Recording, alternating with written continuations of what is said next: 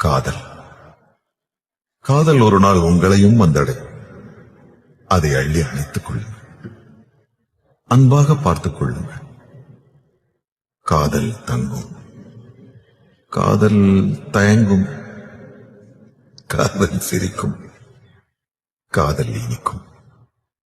காதல் கவிதைகள் வரையும். காதல் கலங்கும். காதல் குழம்பும். காதல் ஓரளவுக்கு புரியும்.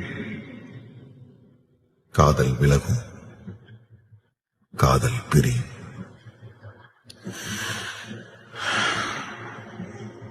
கதவுகளை மூடாமல் வழி அனுப்புங்கள்.